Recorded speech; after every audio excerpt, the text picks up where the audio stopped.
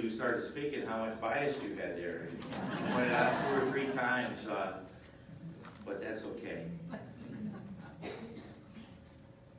Our guests here today, Carmel and Tommy Quinn, who some of you met and everyone will meet before the end of the night, are here to talk to us about their family business. And I learned their family business has to do with 2 major issues: justice and boxing. They go hand in hand in Belfast at times. But I thought, how do I introduce them? I've met them both. I actually met Carmel a long time ago when we were on one of Sean Pender's bus tours. But we got to spend some time together in Belfast just about 6 weeks ago and reacquainted. But I met their daughter, Mary Kate Quinn. Now, isn't that an Irish Catholic name there? Mary Kate. It's like, it should be in a movie or something like that.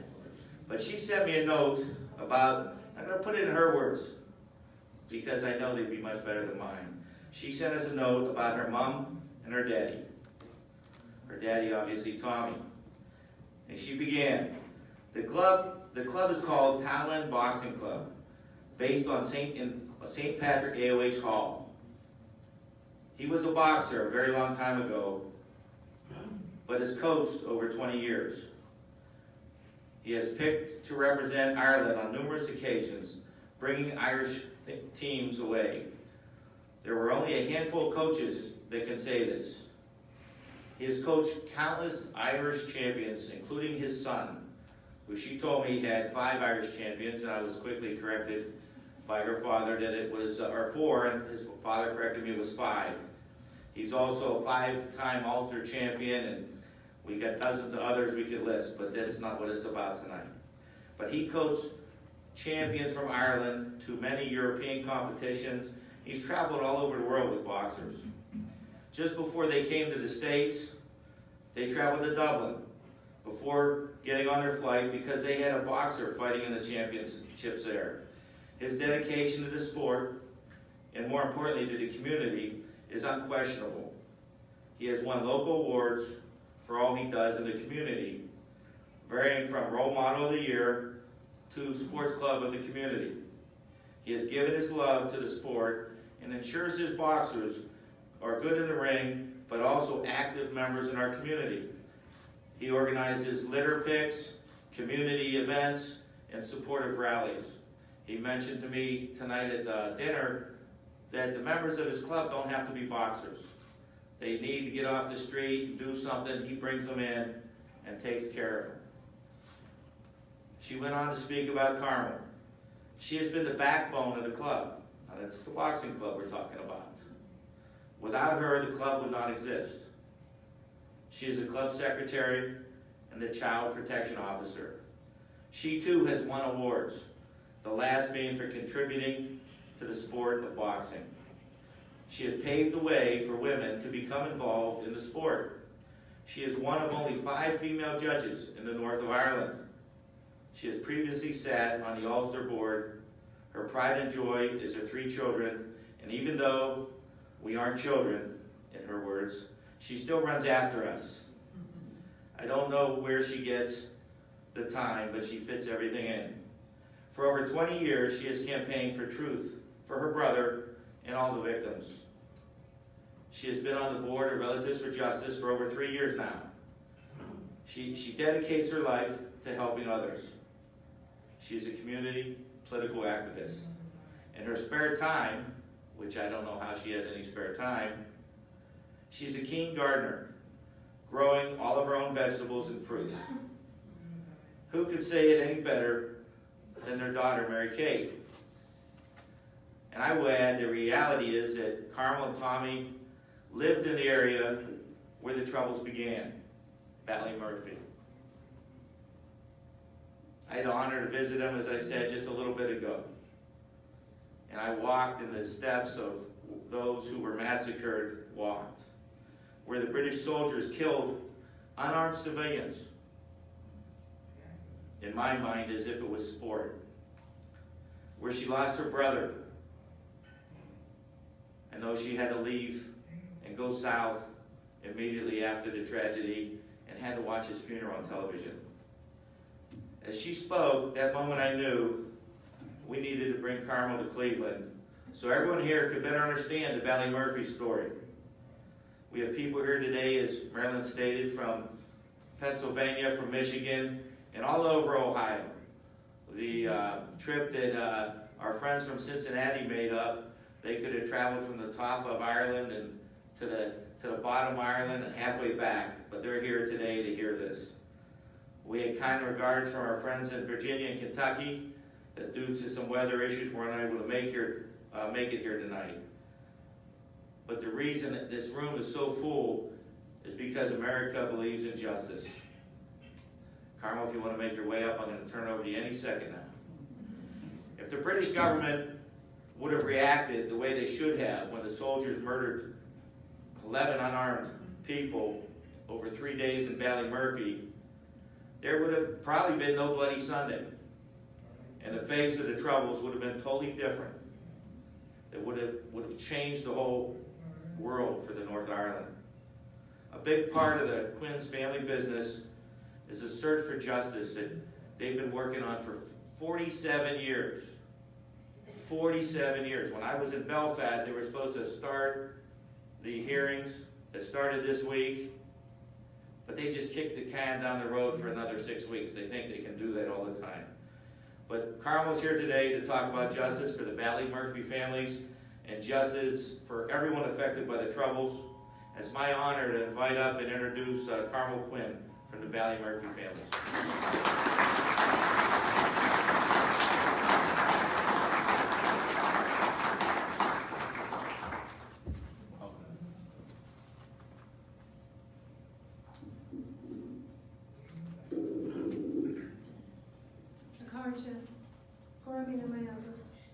Thank you so much for inviting me here.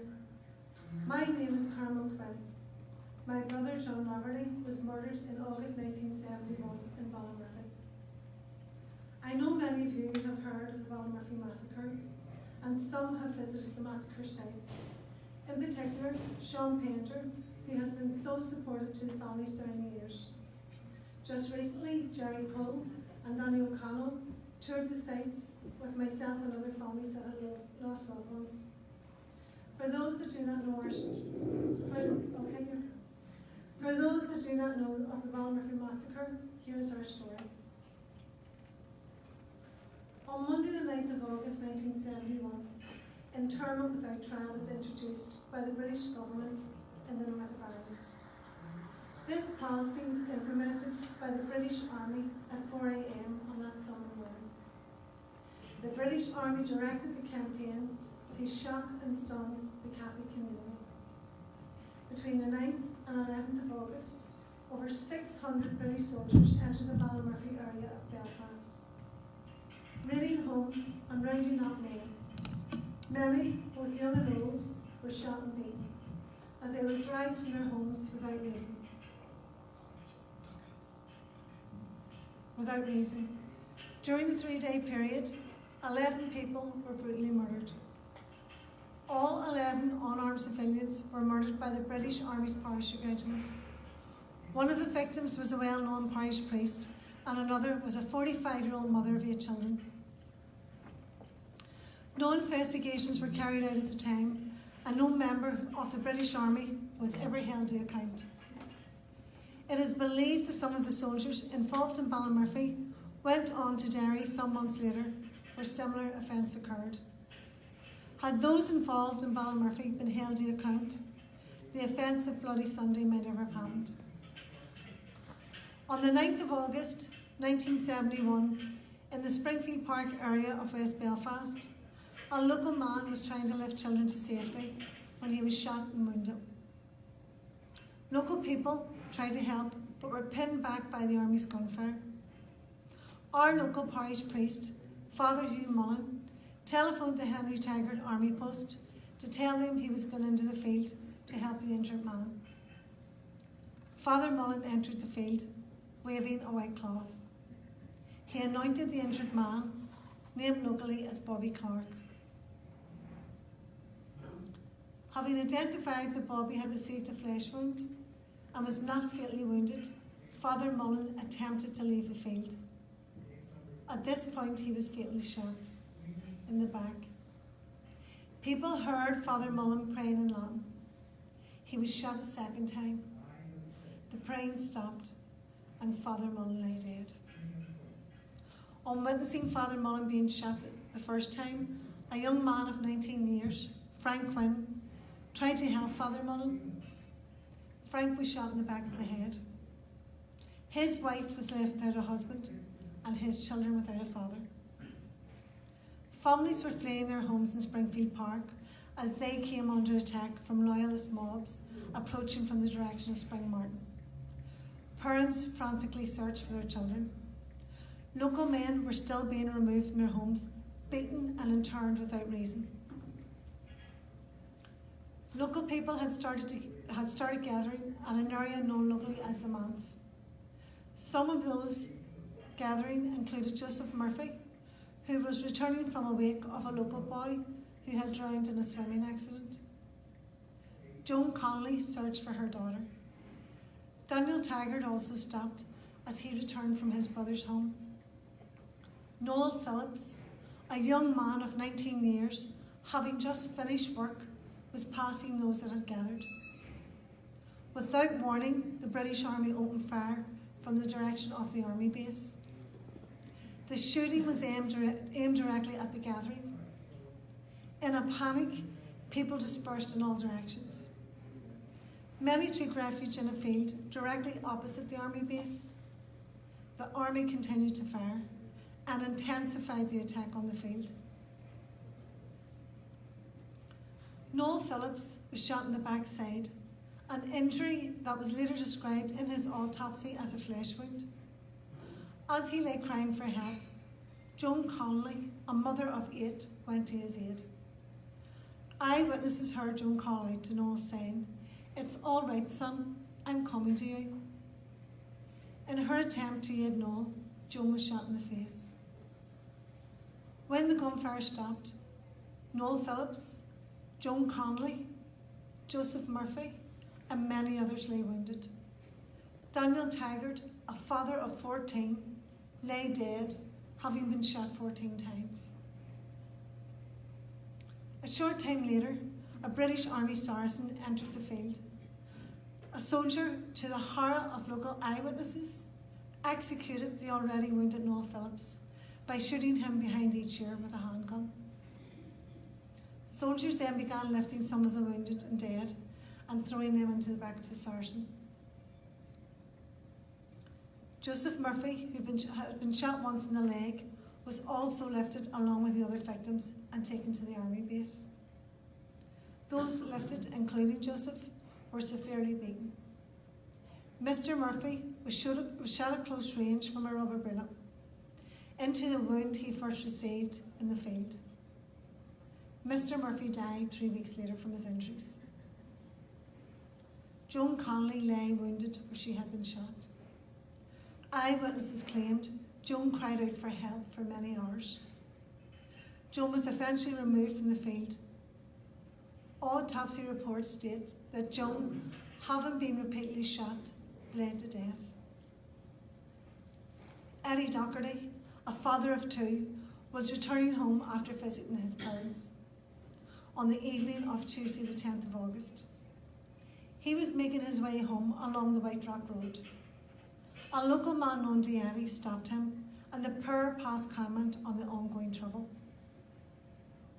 At the same time, a British Army digger and Saracen moved in to dismantle a barricade which had been erected by the local people to restrict access to the army. From the digger, a soldier from the parachute regiment opened fire.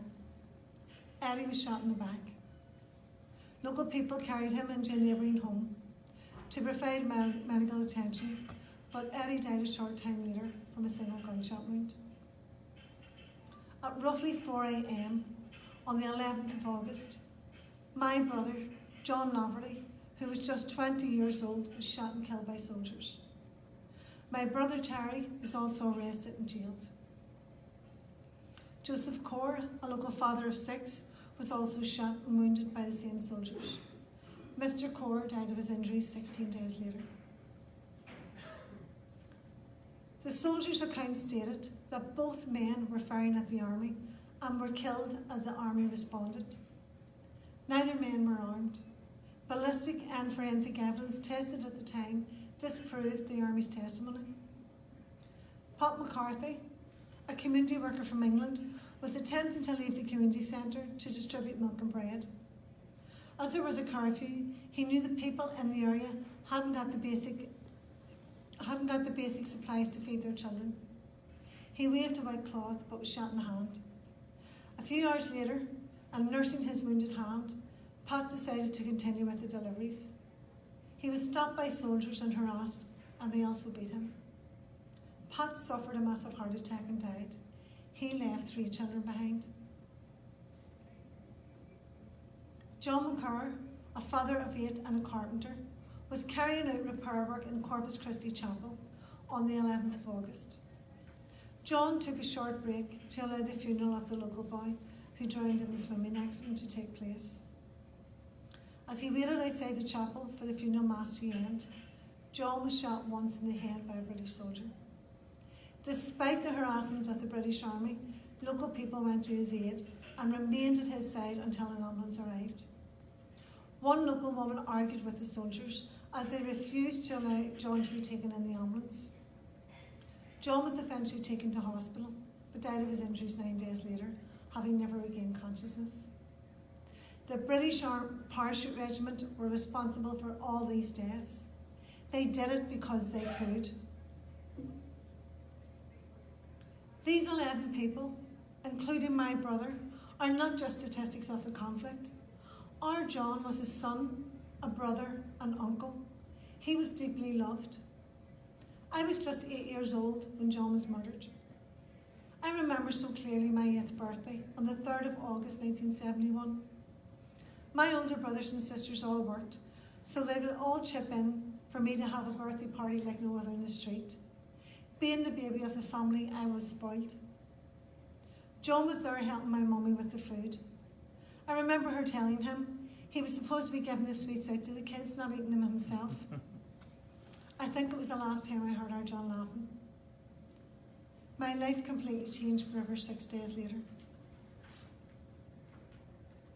Women and children were being evacuated from our area in Ballymurphy. My mummy refused to leave my daddy and her sons. My sister Sue, who was 24 years old at the time, said she would go instead and take me and my sister Rita to safety. John helped us over to our local community centre, carrying our bags for us. I began to cry because I didn't want to go. I didn't want to leave my mummy and my family. I remember having a real sense of fear. John told me it would be all right. I was only going on a holiday, and when we come home, everything would be okay again. We got on the bus and left. Our John stood waving to us until we couldn't see him anymore. Unknown to us, this would be the last time we would see our brother. No words can ever explain how losing our John the way we did impacted on all our lives. We lost our brother, but we also lost our mummy and daddy. Their grief was added to by the lies they had to read in the paper about their son. They functioned, but their hearts were too sore to find any joy in life again. I was picked up from school every day by my mummy, and we would go to the graveyard to visit our John.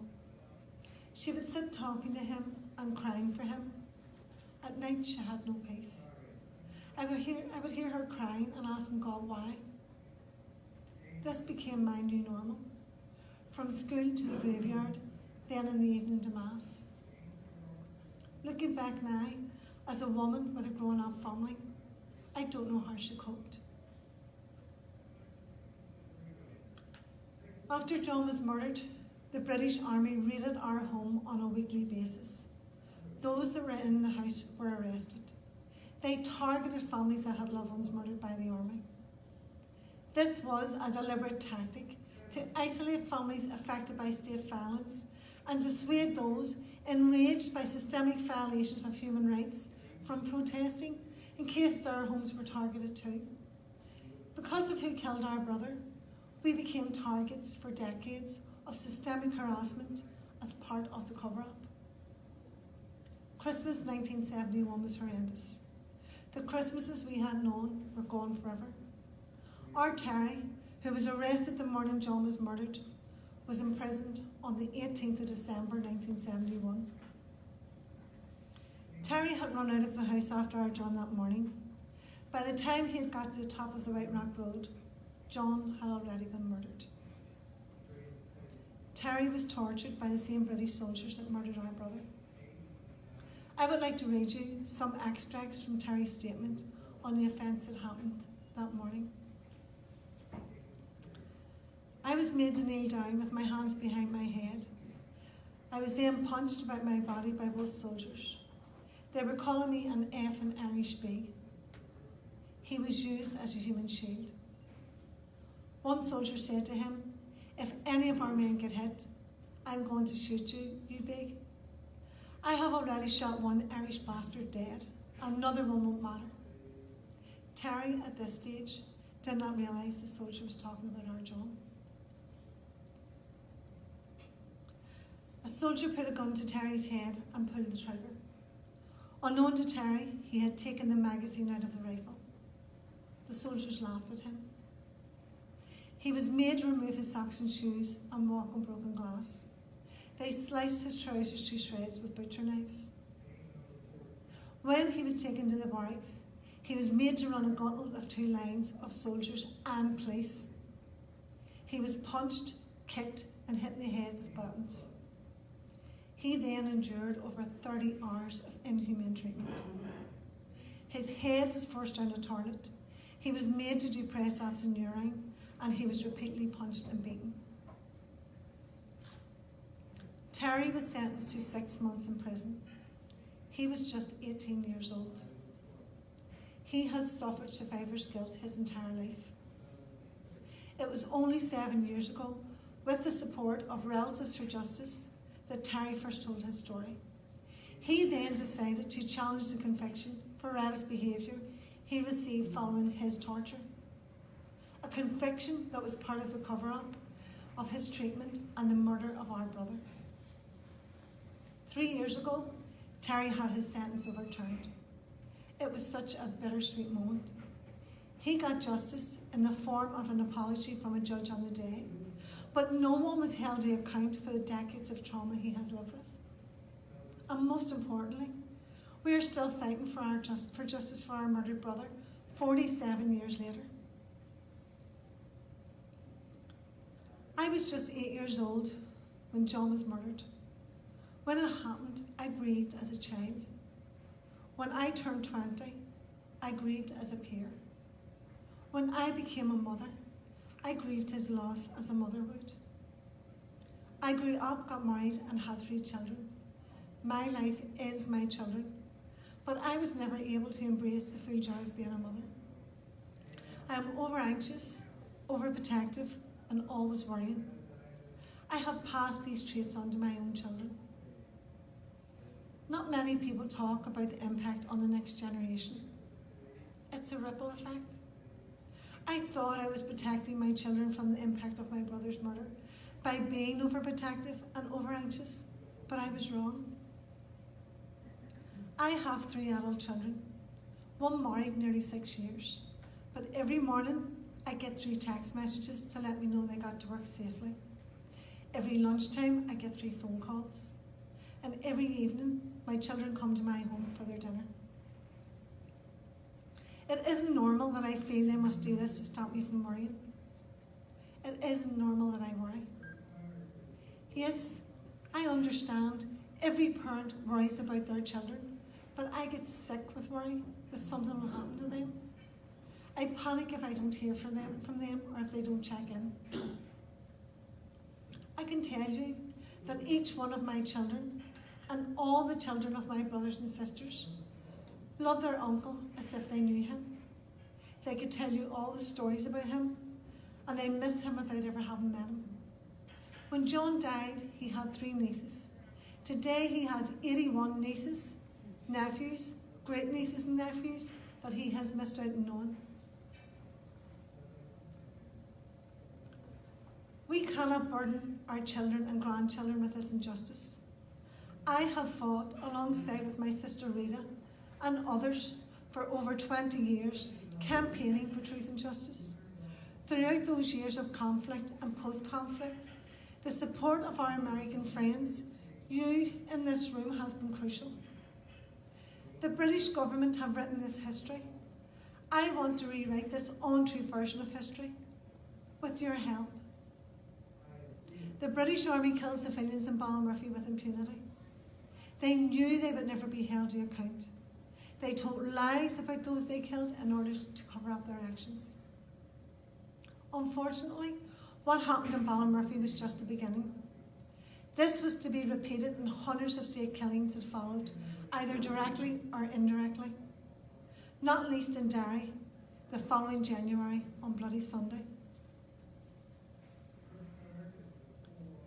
Families like ours and those that are supported in my organisation, Relatives for Justice, are accused of pursuing pernicious narratives when all they seek is truth and accountability. We were denied investigations when John died.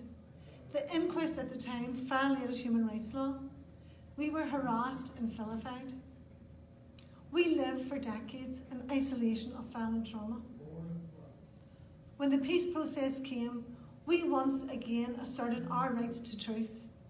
The system had changed with the Good Friday Agreement, so we were granted a fresh inquest that will be human rights compliant. The state has fought us every step of the way. They have frustrated our inquest at every step. We have achieved far more than many other families who cannot get fresh inquests, who live with unanswered questions, who have the right to truth, which is being denied. When I speak of Ballymurphy, I speak knowing that there are hundreds of families like me who need truth, justice and accountability too. The British government don't want to face us, but guess what? We're not going away. Not the Ballymurphy families, not any family. So what can you do? Keep supporting us the way you have been. We are eternally grateful. Come to our inquest. Come to Ballymurphy.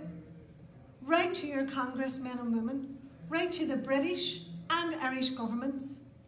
Tell them that the mechanisms agreed at Stormont House must be implemented for all families in a human rights compliant way.